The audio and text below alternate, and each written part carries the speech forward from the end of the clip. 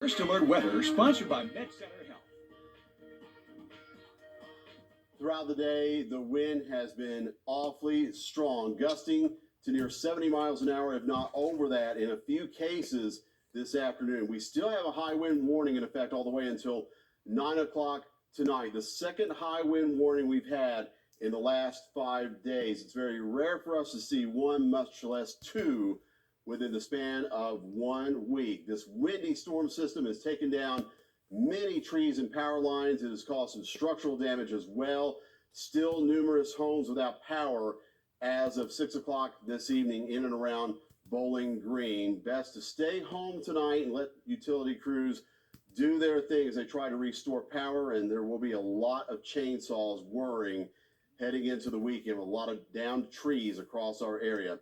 As winds gusted to 69 miles an hour this afternoon in Bowling Green, that's only 5 miles an hour shy of hurricane force. A gust to 71 up the road in Louisville, and peak wind gusts upwards of 60 miles an hour were common across much of the state today. Nashville to the south also had a peak wind gust to 65 miles an hour. Our temperature is now down to 50 here, so is Glasgow. Campbellsville, the same reading.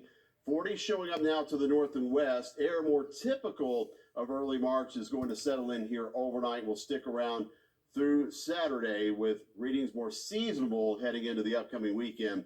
Current wind gusts still strong up the road in Owensboro to 58 miles an hour. That's where severe criteria begins. A gust to 38. That is down from what we had earlier in Bowling Green, but it's still pretty strong.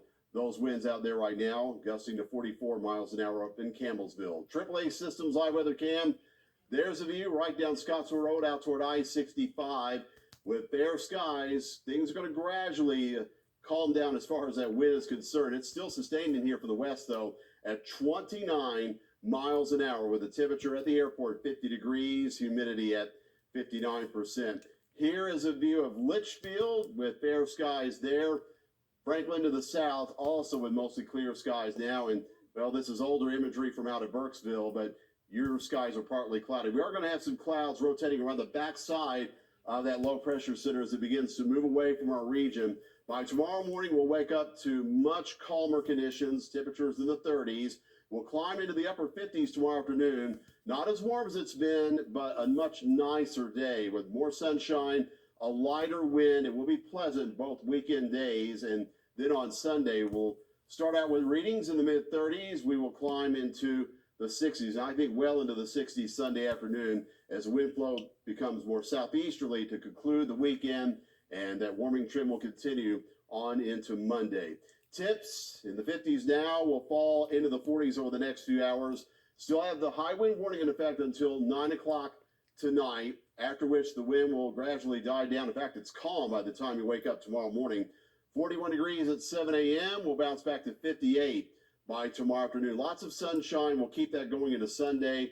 67 will be the high temperature there. By the way, for the Mardi Gras parade tomorrow night, just want to dress in layers, but it will be nice weather otherwise. Breezy, warmer, 75 on Monday.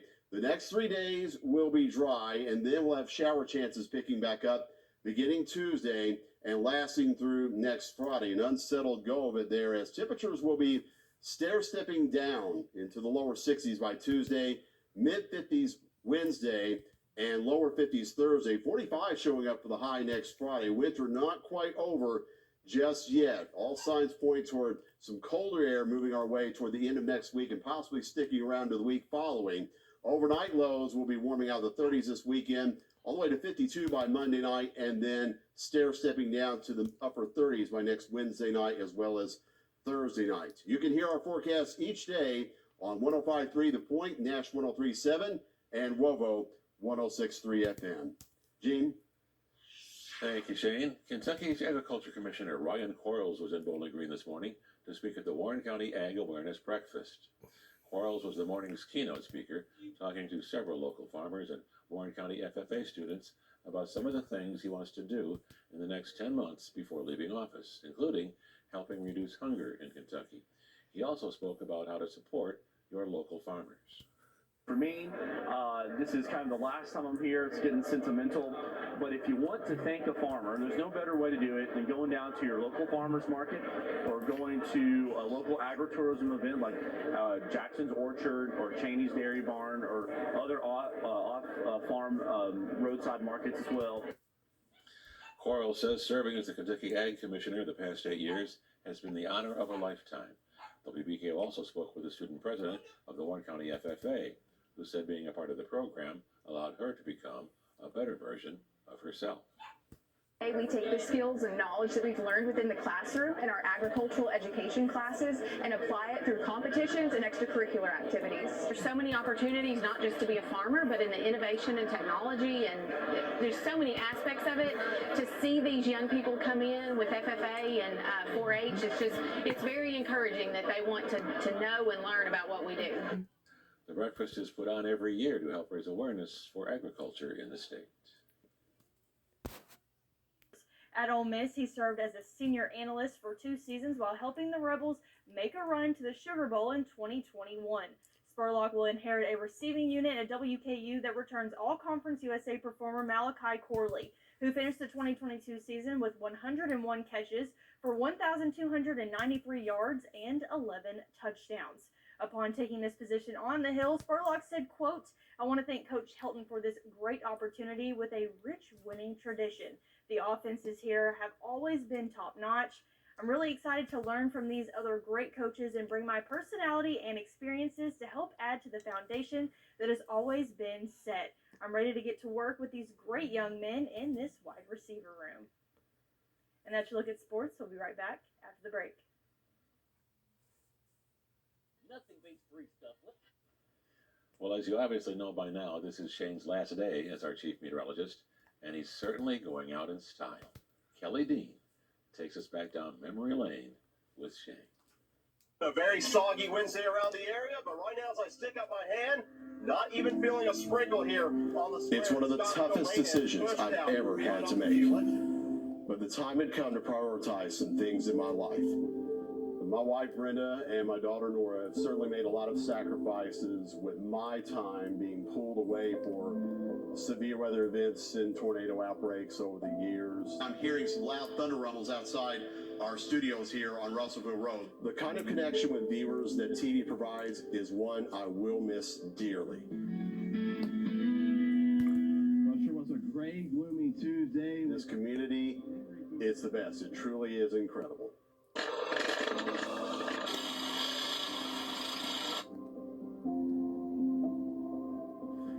But the friendships I've made here in South Central Kentucky will stick with me long after my time here at WBKO ends. What so proudly we hail. So many wonderful opportunities came my way in these past 22 years at WBKO. This means a lot to me, and Granddad, you're up there, I know you are. I hope I did you proud. And I've seen a lot of record highs, seen a lot of record lows. To measure the depth of the sleet we have seen so far here in Bowling Green. And then, of course, came the catastrophic December 2021 tornado outbreak, which I will never, ever forget. We'll be on standby. Ethan and I will be here throughout the night, keeping you updated on the latest weather situation. Everybody in the city of Bowling Green need to be in your tornado safe spot at this time. But I will also never forget how the community rallied together and became BG strong after the storms. I hope I am remembered as someone who didn't hype it up, but told it like it was. It's been an honor and a privilege to serve in this capacity and live out a childhood dream. Thank you, South Central and Western Kentucky.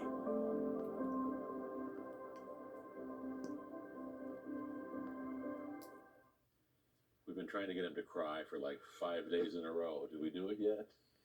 You successfully did that. I did some of that in between newscasts and then tried to reel it back together here, but I'm very, very appreciative of you all, my coworkers, the staff here at WBKO. This past week has been absolutely incredible, the outpouring of love and support, not just from you all, but also from you all, the community in general.